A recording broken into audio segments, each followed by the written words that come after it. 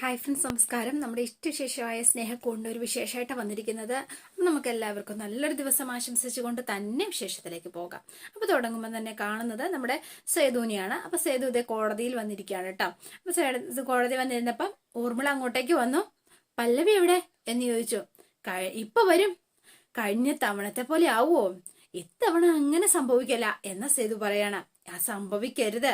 സംഭവിച്ചാൽ ഒരിക്കൽ കൂടി ഹാജരാവാതിരുന്നാൽ കേസ് തള്ളിപ്പോവും. ഇതുവരെ നമ്മൾ ചെയ്തത് മുഴുവൻ വെറുതെ ആവും. അത് വേണ്ടി ഒന്നും വരില്ല. കൃത്യസമയത്ത് തന്നെ പല്ലവി ഇവിടെ ഹാജരായിരിക്കും എന്ന് പറഞ്ഞു. ഓക്കെ, അപ്പൊ ഇതേണ്ട നമ്മുടെ കാട്ടൂരാനും ഇന്ദ്രനും വന്നു. ഊർമിള വക്കീലേ, നമസ്കാരം. നമസ്കാരം. എത്തിയോ? അല്ല, എന്നെങ്കിലും നിങ്ങളുടെ കക്ഷി ഒന്ന് ഹാജരാവോ എന്ന് ചോദിച്ചു. അതോ നമ്മുടെയൊക്കെ സമയം വെറുതെ മെനക്കെടുത്തുവോ? ഇന്ന് ഹാജരാവും. എനിക്ക് തോന്നുന്നില്ല പല്ലവി ഇന്ന് ഹാജരാവൂന്ന്. എനിക്ക് തോന്നുന്നില്ല. നമ്മുടെ ആഗ്രഹം എപ്പോഴും നടക്കണമെന്നില്ലല്ലോ സാറേ. സത്യത്തില് നമ്മൾ ആഗ്രഹിക്കുന്നത് പോലെ എപ്പോഴും നടക്കണമെന്നും നിർബന്ധമില്ല. സത്യത്തിലെ ഊർമിള വക്കീലിനോട് എനിക്ക് സഹതാപമുണ്ട്. ഇതുവരെ ഏറ്റെടുത്ത ഒരു കേസും തോറ്റ ചരിത്രം ഉള്ള ആളല്ലല്ലോ വക്കീല്. ഇതാദ്യമായിട്ടായിരിക്കും ഒരു കേസ് ഊർമിള തോക്കാൻ പോകുന്നത്. എന്താ, ശരിയല്ലേ? സാരമില്ല, ജയവും തോൽവിയും ഒക്കെ നമ്മുടെ ജീവിതത്തിന്റെ ഭാഗം തന്നെയാ. അതിന്റെ ആ ഒരു സ്പിരിറ്റിൽ തന്നെ കണ്ടാ മതി. അപ്പൊ പിന്നെ കരയേണ്ടി വരില്ലല്ലോ. സാറിന്റെ ട്രാക്ക് റെക്കോർഡും അതും അങ്ങനെ തന്നെയല്ലേ. ഏറ്റെടുത്ത ഒരു കേസും തോൽക്കാത്ത ആളല്ലേ.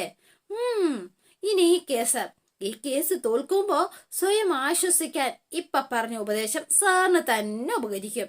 ശരി, അപ്പൊ പിന്നെ കാണാം. കാണാം, വാസേതു എന്ന് പറഞ്ഞ ഇവർ രണ്ടുപേരും കോടതിയിലേക്ക് കയറുകയാണ്. അപ്പൊ കാട്ടൂരാൻ അവിടെ നിൽക്കാട്ടോ. വെറുതെ രാവിലെ വടി കൊടുത്ത ആവശ്യമില്ലാതെ ചോദിച്ചു വാങ്ങിച്ചു. വേണ്ടായിരുന്നു. അപ്പൊ ഇന്ദ്രൻ അവിടെ നിപ്പുണ്ട. ദേ, തന്നെ ഒറ്റൊരാളെ വിശ്വസിച്ചാ ഞാൻ അവളോട് അങ്ങനെയൊക്കെ തള്ളിയത്. എന്തേ, പല്ലവി എങ്ങാനും ഹാജരായി മൊഴി കൊടുത്താൽ അറിയാലോ. പേടിക്കണ്ട, അവള് കൊടുക്കില്ല വക്കീലേ. ആഗ്രഹം ഉണ്ടെങ്കിലും അവൾക്കിന്നിവിടെ എത്താൻ പറ്റില്ല. നമ്മുടെ പ്രതാപ നേതാവ് സൃഷ്ടിച്ച ആ ട്രാഫിക്കിലായിരിക്കും അവളിപ്പോ ഉള്ളത്. അവളാ സേതുവിന്റെ ഒപ്പം വരാതിരുന്നത് നന്നായി. എന്താന്ന് വെച്ചാ അവൻ കൂടെ ഉണ്ടായിരുന്നെങ്കിൽ അവൾ അവിടെ എത്തിയാനേന്നേ. ഇതിപ്പോ ആ പേടി വേണ്ട. സേതുവിടെയും അവള് റോഡിലും. ആനങ്ങാൻ പറ്റില്ല വക്കീല അവക്ക്. ശരി, ബ്ലോക്കിൽ നിന്ന് പുറത്ത് കിടക്കാൻ പറ്റാതെ ഇന്നത്തെ ദിവസം അങ്ങ് അവസാനിച്ച് കിട്ടിക്കോളോ. കേസ് തള്ളിപ്പോവുകയും ചെയ്യും. വക്കീലും വാ എന്ന് പറഞ്ഞോണ്ട് നേരെ വക്കീലിനെയും കൂട്ടി അകത്തേക്ക് പോവാണ്. അപ്പൊ പല്ലവി ഇതേണ്ട നേരെ ഓട്ടോറിക്ഷയില് കോടതിയിലേക്ക് വരുമ്പോഴാണ് ദേ ബ്ലോക്ക് ആയിട്ടോ. അയ്യോ ചേട്ടാ, ഭയങ്കര ബ്ലോക്കാണല്ലോ. ഇനിയിപ്പൊ എന്താ ചെയ്യുക? ആകെ പെട്ടു. എന്തായിരിക്കും ബ്ലോക്കിന് കാരണം എന്നിങ്ങനെ പല്ലവി ഇങ്ങനെ ചോദിച്ചോണ്ട് നിൽക്കാണ് കേട്ടോ. അപ്പോഴാണ് നമ്മുടെ പ്രതാപൻ ദേണ്ട അങ്ങോട്ടേക്ക് കയറി വരുന്നത്. ബ്ലോക്കാണല്ലോ മേഡം. എന്തായിരിക്കും ഇനി പെട്ടെന്ന് കാരണം എന്നിങ്ങനെ ചിന്തിച്ചു. കാരണം ഞാൻ പറഞ്ഞു തന്നാ മതിയോ എന്നായിരുന്നു പ്രതാപന്റെ ചോദ്യം. വഴിതടയൽ സമരം. ഐക്യരാഷ്ട്രസഭയിൽ ഇന്ത്യക്ക് സ്ഥിരാംഗത്വം നൽകുക, അതാണ് ആവശ്യം. എന്താ ആ ഒരു ആവശ്യം ഉന്നയിച്ചുകൊണ്ട് സമരം നടത്തിക്കൂടെ ഞങ്ങൾക്ക്? പൊതുജനങ്ങളുടെ സഞ്ചാര സ്വാതന്ത്ര്യം തടയുന്നത് ശരിയാണോ? അപ്പൊ മിണ്ടാതെ നിന്നു. അതെ എടി, ഈ സമരം നിന്നെ ബ്ലോക്ക് ചെയ്യാൻ വേണ്ടി തന്നെയാ. ഇന്ന് നിന്നല്ലേ കേസിന്റെ വിചാരണ. അത് മാത്രല്ല, നീ ഇന്ന് ഒരു കാരണവശാലും കോടതിയിലെത്തില്ല. അതിനു വേണ്ടിയിട്ടല്ലേ ഞാൻ ഈ സമര പ്രകസനം വരെയായിട്ട് ഇറങ്ങിയത്. ഓഹോ, അപ്പൊ നിങ്ങളുടെ പിന്നിൽ വേറെ ആളുകളുണ്ടല്ലേ? ഉണ്ട്. അതെ, തീർച്ചയായിട്ടും ഉണ്ട്. ഇന്ദ്രനും ഞാനും ഇപ്പോ വലിയ അടുപ്പത്തിലാ. അതുകൊണ്ട് തന്നെ പൊതുശത്രുവിനെതിരായ ഞങ്ങളിപ്പോ ഒന്നിച്ചിരിക്കുന്നത്. നീയാ ഞങ്ങളുടെ രണ്ടുപേരുടെയും പൊതുശത്രു. എന്നെ തോൽപ്പിച്ചിട്ട് നിങ്ങൾക്ക് എന്ത് നേടാനാ പറ്റുന്നത്? ഒന്ന് പറഞ്ഞേ. ന്യായമായൊരു ആവശ്യം നടത്തിയെടുക്കാൻ വേണ്ടിയിട്ടാ ഞാൻ ഈ കേസ് നടത്തുന്നത്. നിങ്ങൾക്ക് തോന്നുന്നുണ്ടോ ചെയ്യുന്നത് ശരിയാണെന്ന്? അതിന് ശരിയും തെറ്റും ആരാ നോക്കുന്നത്? കുറെ നാടകക്കാരെ കൊണ്ടുവന്ന് എന്നെ പറ്റിച്ച് നീ കാശ് മുഴുവൻ എടുത്തോണ്ട് പോയില്ലേ? അത് ശരിയാണോ? അന്ന് എവിടെ പോയിരുന്നു നിന്റെ ഈ ആദർശബോധം? അന്ന് കണ്ടില്ലല്ലോ. അതൊന്നും ഞാൻ ഒരിക്കലും മറക്കില്ല. നീയാണ് എന്റെ ഏറ്റവും വലിയ ശത്രു. അതുകൊണ്ട് നിന്നെ തോൽപ്പിക്കാൻ ഞാൻ എന്തും ചെയ്യും എന്ന് പറഞ്ഞു പ്രതാപൻ. തൻ്റെ ഉള്ളവളാണ് എങ്കിൽ ഞാൻ ഉണ്ടാക്കിയ ഈ ബ്ലോക്ക് മറികടന്ന് നീ ഒന്ന് കോടതിയിലെത്തി കാണിക്കടി. അപ്പം ഞാൻ സമ്മതിക്കും നീ മിടുക്കിയാണെന്ന്. അപ്പൊ പല്ലവി ഒന്നും മിണ്ടിയില്ല കേട്ടോ. എന്നിട്ട് പ്രതാപൻ ഒരു ചിരിയൊക്കെ ചിരിച്ച അവനങ്ങ് പോയി. കോടതിയിലെത്താൻ വേറെ വഴിയുണ്ടോ എന്ന് കോട്ടക്കാരനോട് ചോദിച്ചപ്പോ, ഇല്ല മേഡം, പുറകോട്ട് എടുക്കാൻ നിവർത്തിയില്ല, ഒരു രക്ഷയുമില്ല എന്ന് പറഞ്ഞ പെട്ടു. അപ്പൊ അതേ കോടതി കൂടിയിട്ട് പല്ലവി എത്തിയിട്ടില്ല. ഇവരാകെ ടെൻഷനിലായി കേട്ടോ, എന്ത് ചെയ്യും എന്നറിയാതെ.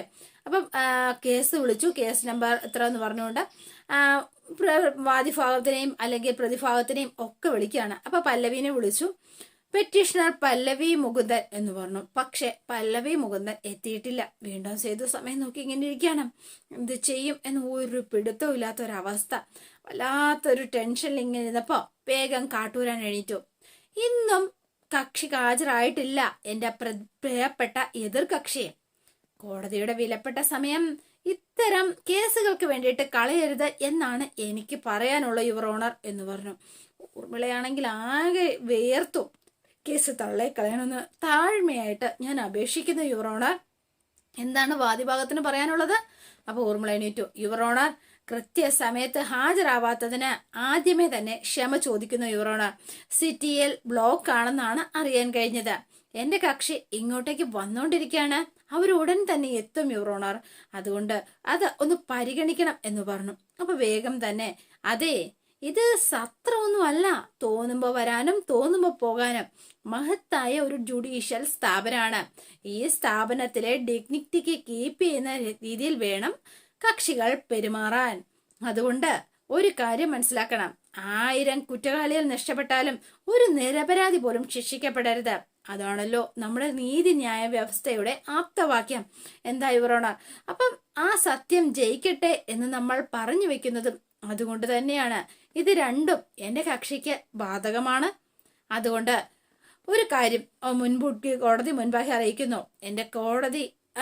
എന്റെ കക്ഷി ഒരു വനിതയാണെന്നുള്ള കാര്യം പരിഗണിക്കണം എന്ന് ബഹുമാനപ്പെട്ട കോടതിയോട് ഞാൻ താഴ്മയായി അപേക്ഷിക്കുന്നു. അയ്യോ, ഒരു കോളേജ് ലെക്ചറാണ് അവര്. ആ പങ്ക്ച്വാലിറ്റിയെ പറ്റി പ്രത്യേകിച്ച് അവരെ പഠിപ്പിക്കേണ്ടി വരുന്നത് നമ്മുടെ ഒരു ഗതികേടാ. പറഞ്ഞല്ലോ, ബ്ലോക്കിൽ പെട്ടതാണ്. ഒരു പുരുഷനാണെങ്കിൽ ഏതെങ്കിലും വണ്ടിയുടെ പുറകിൽ കയറിയിരുന്ന് വരാമായിരുന്നു. ഒരു സ്ത്രീയാണ്, അതുകൊണ്ട് അങ്ങനെ ചെയ്യാൻ പറ്റില്ല യുവർ ഓണർ എന്ന് പറഞ്ഞു. അപ്പൊ അതുകൊണ്ട് ഒരു സ്ത്രീ നമ്മുടെ പൊതുസമൂഹത്തിൽ അനുഭവിക്കുന്ന ഇൻസെക്യൂരിറ്റീസിനെ കുറിച്ച്, ലിമിറ്റേഷൻസിനെ കുറിച്ചും അനുഭാവപൂർവം പരിഗണിക്കണമെന്ന് വിനീതമായിട്ട് ഞാൻ അഭ്യർത്ഥിക്കുന്നു യുവർ ഓണർ. അപ്പൊ ഊർമിള എങ്ങനെയെങ്കിലും ഇച്ചിരി കുറച്ച് സമയമെങ്കിലും കിട്ടിയിരുന്നെങ്കിൽ എന്നുള്ളതിലാണ് കേട്ടോ പറയുന്നത്. അപ്പൊ കോടതി കുറച്ചു നേരം ആലോചിച്ചിരുന്നു. അപ്പം നമ്മുടെ കാട്ടൂരാനും അവിടെ പോയിരുന്നു. അപ്പൊ എന്നിട്ട് കേസ് ഇന്ന് തന്നെ പരിഗണിക്കാൻ വേണ്ടി മാറ്റിവെക്കുന്നു. 1 മണിക്കൂർ സമയം തരും. അതിനുള്ളിൽ വാദി ഇവിടെ ഹാജരായിരിക്കണം. അല്ലെങ്കിൽ ചെയ്യേണ്ടത് എന്താണെന്ന് കോടതിക്കറിയാം എന്ന് പറഞ്ഞ് ജഡ്ജ് ചേംബറിൽ നിന്ന് എഴുന്നേറ്റ് പോവാണ് കേട്ടോ. അപ്പൊ ഭയങ്കര ടെൻഷനിൽ ഇങ്ങനെ നിൽക്കുകയാണ് ഊർമിള. എന്താ സേതു ഇത്? എത്ര തവണ ഞാൻ പറഞ്ഞതാ 1 മണിക്കൂറിനുള്ളിൽ അവൾ ഇവിടെ എത്തുവോ എന്ന് ഇന്ദ്രനോട് ചോദിക്കുകയാണ് കാട്ടൂരാൻ. 1 മണിക്കൂറല്ല, 10 മണിക്കൂറായാലും അവൾ എത്താൻ പോണില്ല. മതി, അത് മതി. എന്നാ നമുക്കൊരു ചായ കുടിച്ചിട്ട് വരാം എന്ന് പറഞ്ഞ് ഇവർ രണ്ടുപേരുടെ ചായ കുടിക്കാനായിട്ട് പോയി. വണ്ടിക്കാരൻ ചെന്ന് നോക്കിയിട്ട്, മേഡം, നല്ല ബ്ലോക്കാ. അയാള് പറഞ്ഞത് ശരിയാ. അതെ, ഈ വണ്ടിയിൽ ഇരുന്നാല് ഇന്ന് കോടതിയിലെത്താൻ താമസിക്കും. വണ്ടിയിൽ ഇരുന്നാലല്ലേ സമയത്തെത്താനിരിക്കൂ. വണ്ടിയിൽ ഇരിക്കുന്നില്ല. എന്നാ ഞാൻ എത്രയാ ചേട്ടാ എന്ന് പറഞ്ഞ് പൈസയും കൊടുത്തിട്ട് പല്ലവി വേഗം തന്നെ അവിടുന്ന് ഇറങ്ങി.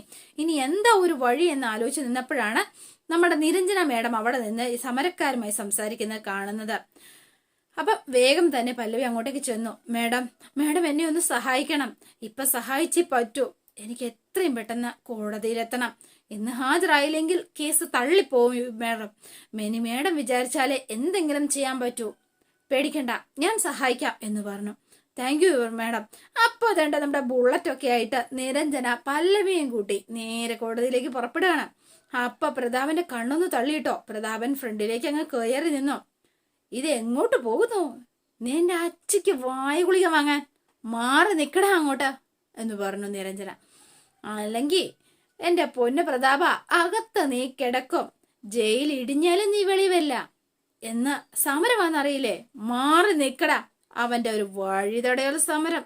ഛേ എന്ന് പറഞ്ഞ പല്ലവിയും കൂട്ടി നിരഞ്ജന അങ്ങ് പോയി കേട്ടോ. പ്രതാപൻ മൂക്കിൽ ചൊറിഞ്ഞോണ്ട് ഇങ്ങനെ നിൽക്കുകയാണ്. യോ ഛേ, ആകെ നാണക്കേടായി പ്രതാപന്. ഇത്രയും വണ്ടിയും തടഞ്ഞിട്ടു. പല്ലവി ചെല്ലിൻ്റെ അടുത്ത് ചെല്ലുകയും ചെയ്തു. പ്രതാപൻ ആകെ ചമ്മി നാണം കെട്ട് നിൽക്കണം. അതെ, എന്താണെങ്കിലും 5 മിനിറ്റ് കൂടി ഉള്ളൂ എന്ന് പറഞ്ഞ് കാട്ടൂരാൻ. കേസ് നമ്മൾ ജയിക്കും ഇന്ദ്ര. 5 മിനിറ്റിനുള്ളിൽ എന്തായാലും അവൾക്ക് ഇവിടെ എത്താൻ പറ്റില്ല. അതോടെ കേസ് തള്ളിപ്പോവും. ഭയങ്കര സന്തോഷത്തിലാണ് കാട്ടൂരാനും നമ്മുടെ ഇന്ദ്രനും. അപ്പൊ ഊർമിള, കഴിഞ്ഞ തവണത്തെ മണ്ടത്തരം നമ്മൾ ഇത്തവണയും ആവർത്തിച്ചു. ഒരു കാരണവശാലും നിങ്ങൾ രണ്ടുപേരും രണ്ടായി വരാൻ പാടില്ലായിരുന്നു. എന്താ സേതു ഇത്? ഒന്നിച്ചു വരണായിരുന്നു എന്ന് വക്കീൽ ഇങ്ങനെ പറയാം. അങ്ങനെ ചെയ്തിരുന്നെങ്കിൽ പല്ലവി ഇപ്പൊ ഇവിടെ ഉണ്ടായേനെ. ഒരുമിച്ച് വരാതിരുന്നത് മനഃപൂർവ്വം തന്നെയാ. ഞാൻ പറഞ്ഞല്ലോ, എന്റെ വണ്ടി തടയാൻ ഇന്ദ്രന് വല്ല പ്ലാനും ഉണ്ടെങ്കിൽ അത് നടക്കാതിരിക്കാൻ വേണ്ടി തന്നെയാ രണ്ടുപേരും രണ്ടായി തന്നെ വന്നത്. പക്ഷേ ഇതിപ്പോ ബ്ലോക്ക് ആവുമെന്ന് ഒരിക്കലും വിചാരിച്ചതേയില്ല. ഇനിയിപ്പൊ എന്ത് ചെയ്യും? 5 മിനിറ്റിനുള്ളിൽ എത്തിയില്ലെങ്കിൽ കേസ് തള്ളിപ്പോവില്ലേ സേതു? ഒരു ഉച്ചവരെ ഒന്ന് കാക്കാൻ പറയുവോ? ബെസ്റ്റ്. എന്റെ പൊന്നു സേതു, ഇത് കോടതിയാ, അല്ലാതെ നമ്മുടെ ഇഷ്ടത്തിനൊന്നും കോടതി പ്രവർത്തിക്കില്ല. അറിയാം, പക്ഷേ എന്ത് ചെയ്യാനാ? നമ്മുടെ ഭാഗത്ത് വീഴ്ച വന്നു, അത് ആദ്യം അംഗീകരിക്ക്. മറ്റൊന്നും ചെയ്യാനില്ല.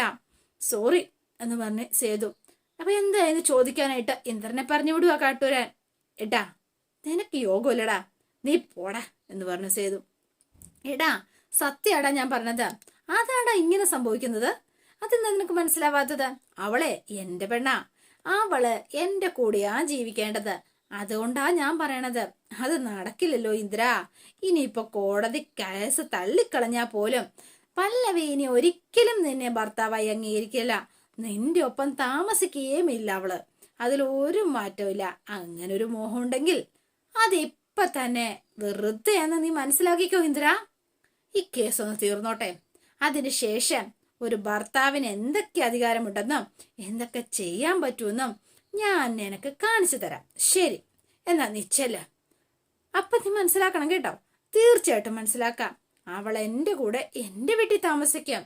അത് നിനക്ക് കാണാം. എന്നാ ശരി, നീ ചെന്ന് കാണിക്കാം എന്ന് പറഞ്ഞ സേതു. അപ്പൊ ഊർമിള അടുത്ത് എന്നിട്ട്, എന്താ മേഡം?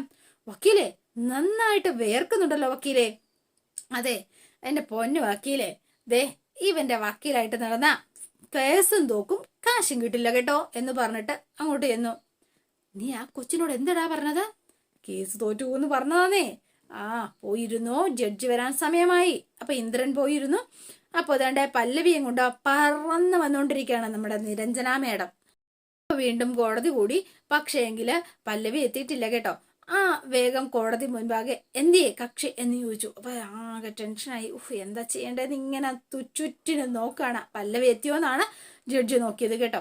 അപ്പോഴേക്കും പല്ലവിനെ സേതു നോക്കാണ്. എന്തായി തീരുമാനം എന്ന് ചോദിച്ചു. ഇതുവരെയും പല്ലവി എത്തിയില്ലേ? അപ്പോഴും മറുപടിയില്ല ആർക്കും. യുവർ ഓണർ, ഞാൻ പറഞ്ഞില്ലേ, അനുവദിച്ച സമയം അത് അവസാനിച്ചിരിക്കുക. അതുകൊണ്ട് ഈ കേസ് തള്ളിക്കളയണമെന്ന് താഴ്മയെ അപേക്ഷിച്ചു കൊള്ളുന്നു. കോടതി ഒന്നും പറഞ്ഞില്ല. പേപ്പറൊക്കെ എടുത്ത് ഇങ്ങനെ സൈൻ ചെയ്യാൻ തുടങ്ങുകയൊക്കെയായിരുന്നു. അപ്പോഴേക്കും നമ്മുടെ പല്ലവി ഇതേണ്ട ലാൻഡ് ചെയ്തു. ഇന്ദ്രന്റെ കണ്ണി കൂടെ പൊന്നീച്ച പറന്നു എന്ന് പറയാം. ഞെട്ടി തരിച്ചിരിക്കുകയാണ് നമ്മുടെ കാട്ടൂരാൻ വക്കീലും. അപ്പം വേഗം ഊർമിള എഴുന്നേറ്റു. കേസ് തള്ളരുത്, എന്റെ കക്ഷി എത്തിയിട്ടുണ്ട് എന്ന് താഴ്മയെ അപേക്ഷിക്കുന്നു. യെസ്, പ്രൊസീഡ് എന്ന് പറഞ്ഞു. വേഗം തന്നെ പല്ലവി കൂട്ടിലേക്ക് കയറി. എന്നിട്ട് പറഞ്ഞോളൂ, ഇത് പല്ലവി അനുഭവിച്ച പ്രശ്നങ്ങളും എന്തുകൊണ്ട് താൻ ഡിവോഴ്സ് അനുവദിക്കുന്നു അല്ലെങ്കിൽ ആഗ്രഹിക്കുന്നു അതൊക്കെയാണ് കോടതിക്ക് അറിയേണ്ടത്. ക്യാരി ഓൺ എന്ന് പറഞ്ഞ് ഊർമിള അവിടെ പോയിരുന്നു. അപ്പൊ പല്ലവി കോടതി മുമ്പാകെ സത്യം പറയാൻ നിൽക്കുകയാണ്. ഇന്ദ്രന് നല്ല ടെൻഷനായിട്ടോ. പാളി എന്ന് മനസ്സിലായി. അപ്പൊ ഇങ്ങനെ നിന്ന സമയത്ത് ഒരു പാവ സ്കൂൾ മാഷിന്റെയും ഒരു തയ്യക്കാരിയുടെയും വീട്ടമ്മയായ മകളാണ്. ഒരു കോളേജിലെ ഗസ്റ്റ് ലെക്ചറായി ജോലി ചെയ്യുന്നുണ്ട് ഞാൻ. അപ്പൊ വേഗം കാട്ടൂരാൻ, കം ടു ദ പോയിന്റ്. കഥ കേൾക്കാനല്ല, എന്തുകൊണ്ട് ഇന്ദ്രനെ വേണ്ട എന്ന് നിങ്ങൾ പറയുന്നതിന് കാരണം എന്നാ ചോദിച്ചത്. അതാണ് കോടതിക്ക് അറിയേണ്ടത്. അപ്പൊ വേഗം എന്നിട്ട് അവിടെ ഇരുന്നു. അപ്പൊ ജഡ്ജി ഇങ്ങനെ നോക്കി കേട്ടോ. വേഗം തന്നെ പല്ലവി ആദ്യം പറഞ്ഞത് നിർത്തി വീണ്ടും തുടങ്ങുകയാണ് കേട്ടോ. പക്ഷെ മനോരോഗിയായ ഒരാൾ സ്വന്തം അസുഖം മറച്ചു വെച്ച് വിവാഹം കഴിക്കുന്നു. ആദ്യ ദിവസം തന്നെ രോഗത്തിന്റെ ലക്ഷണങ്ങൾ അത് പ്രകടിപ്പിച്ചു തുടങ്ങുന്നു. ഒരു സ്ത്രീ ആഗ്രഹിക്കാത്തത് പലതും ചെയ്യാൻ അവളെ നിർബന്ധിക്കുന്നു. അതുമാത്രമല്ല, അപ്പോഴേക്കും ഇന്ദ്രൻ ഇങ്ങനെ മുഖം തിരിച്ചു. എന്താണ് പറയാൻ പോണതെന്ന് ഓർത്ത് വളരെ പ്രതീക്ഷകളോടെ മണിയറയിലേക്ക് കയറി ചെന്ന ഒരു സാധാരണക്കാരിയായ വധുവിന് അവൾക്കിഷ്ടമല്ലാത്ത രീതിയിലുള്ള വസ്ത്രങ്ങൾ ധരിക്കേണ്ടി വരുന്നു. അത് വ്യക്തി സ്വാതന്ത്ര്യത്തിന് മേലുള്ള കടന്നു കയറ്റമല്ലേ എന്ന് ചോദിക്കുകയാണ് കോടതിയോട്. അപ്പൊ വേഗം തന്നെ കാട്ടൂരാൻ എഴുന്നേറ്റു കേട്ടോ. അപ്പൊ കാട്ടൂരാൻ എഴുന്നേറ്റിട്ട്, അതെ, ഒരു ഭർത്താവ് സ്വന്തം ഭർത്താവാണോ അത് ആവശ്യപ്പെട്ടത്, അത് ഭാര്യ അനുസരിക്കുന്നത് കൊണ്ട് ഒരു തെറ്റുമില്ല യുവറോണ്. അപ്പൊ വേഗം ഊർമിള എഴുന്നേറ്റു കേട്ടോ. ഊർമിള ചാടി ഇങ്ങോട്ട് എഴുന്നേറ്റിട്ട്, നമ്മുടെ സ്ത്രീകൾക്ക് വേണ്ടി സംസാരിക്കുന്നയാളാണ് ഊർമിള. അതെ, ഇത് ചുമ്മാ ഷോഭിനിസമാണ്. ഭർത്താവ് ആവശ്യപ്പെടുന്ന എന്തും ചെയ്തു കൊടുക്കേണ്ട ആളാണ് ഭാര്യ എന്ന് ഏത് കോൺസ്റ്റിറ്റ്യൂഷനിലാണ് പറയുന്നത് എന്ന് ചോദിച്ചു. മിണ്ടാനില്ല. മിണ്ടാതെ ഇങ്ങനെ നിന്ന് കുറച്ചു നേരം. അതെ, ചോദിച്ചതിന് മറുപടി പറയണം. സ്ത്രീ സമത്വത്തിന്റെയും ലിംഗനീതിയുടെയും നാടാണ് നമ്മുടേത്. അതുകൊണ്ട് തന്നെ യുവർ ഓണർ, പരസ്പര ബഹുമാനത്തിൽ അധിഷ്ഠിതമായ ഒരു ബന്ധമാണ് കുടുംബജീവിതത്തിന്റെ ഭദ്രതയ്ക്ക് ആവശ്യം. ആ തത്വം ആരും മറക്കരുത് എന്ന് പറഞ്ഞു. എന്നിട്ട് ഊർമിള അവിടെ ഇരുന്നു. അപ്പൊ പിന്നെ പറയാനായിട്ട് വാക്കുകളൊന്നും ഉണ്ടായിരുന്നില്ല. ഒരു പെൺകുട്ടി മുന്നിൽ വച്ച് കൂട്ടം കൂടി മദ്യപിക്കുക, വീഡിയോ കോളിൽ കാമുകിയുമായി സംസാരിക്കുക, അതിനുശേഷം ഇതൊക്കെ സഹിക്കാൻ പറ്റുന്ന ഒരു മാനസികാവസ്ഥ അതായിരുന്നില്ല എനിക്കുണ്ടായിരുന്നത്. അതുകൊണ്ട് തന്നെ ആ സമയത്ത് എന്താ ചെയ്യേണ്ടതെന്ന് എനിക്കറിയില്ലായിരുന്നു എന്ന സത്യം. വൈൽഡ് ഒരു ഭാവമാറ്റം ഇന്ദ്രനുണ്ടായിരുന്നു. മയക്കുമരുന്ന് ഉപയോഗിക്കുന്നത് പോലെ എന്നെ ഉപദ്രവിക്കാനായിട്ട് ഇന്ദ്രൻ അന്ന് ശ്രമിച്ചിരുന്നു. ഇഷ്ടമില്ലാത്ത വേഷം ധരിപ്പിച്ചേ അടങ്ങൂ എന്ന് പറഞ്ഞുകൊണ്ട് ഇന്ദ്രൻ മനഃപൂർവ്വം തന്നെ വാശി പിടിച്ചു. അതിന്റെ പേരില് എന്നെ ഉപദ്രവിക്കാൻ, ബലമായിട്ട് അത് ചെയ്യിപ്പിക്കാൻ എന്ന അവസ്ഥ വന്നപ്പോഴാണ് ഞാൻ ആ വീട്ടിൽ നിന്ന് ഇങ്ങോട്ടേക്ക് ഇറങ്ങിയത്. അന്ന് ഞാൻ അത് ചെയ്തില്ലായിരുന്നു എങ്കിൽ ഇന്ന് ഞാൻ ഇങ്ങനെ സംസാരിക്കാൻ പോലും ചിലപ്പോ ഞാൻ ഉണ്ടാവുമായിരുന്നില്ല എന്നൂടെ പല്ലവി ചേർത്തു. അപ്പം ഇന്ദ്രൻ ഇങ്ങനെ ഷോക്കായിട്ടിരിക്കുകയാണ് കേട്ടോ. അതോടെയാണ് ഇന്നത്തെ വിശേഷം അവസാനിക്കുന്നത്. ഇനി നാളത്തെ വിശേഷം ഇതിലും ഗംഭീരമാണ്. എല്ലാവരും വെയിറ്റ് ചെയ്യുക. ഇഷ്ടപ്പെട്ടുവെങ്കിൽ ലൈക്ക് ചെയ്യാനും ഷെയർ ചെയ്യാനും മറക്കല്ലേ. അപ്പൊ എല്ലാവരുടെയും സപ്പോർട്ട് ഉണ്ടെങ്കിൽ മാത്രമേ എനിക്ക് മുന്നോട്ട് പോകാൻ പറ്റുള്ളൂ കേട്ടോ. അപ്പൊ എല്ലാവരും സപ്പോർട്ട് ചെയ്യണേ. Bye and see you again.